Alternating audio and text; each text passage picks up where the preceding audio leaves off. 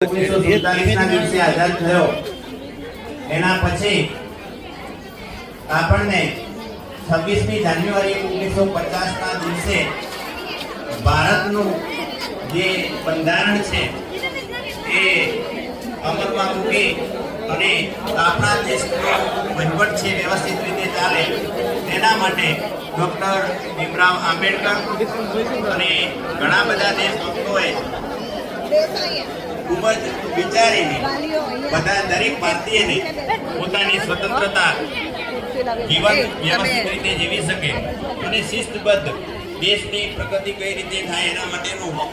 વિશ્વનું સૌથી લાંબુ જે બંધારણ છે એ આપણને આપ્યું અને એ દિવસથી અમલ થયો. તો એ દિવસને આપણે પ્રજાસત્તાક દિન તરીકે ઉજવીએ છીએ. તો આપણે જે આધુનિક ભારતની અંદર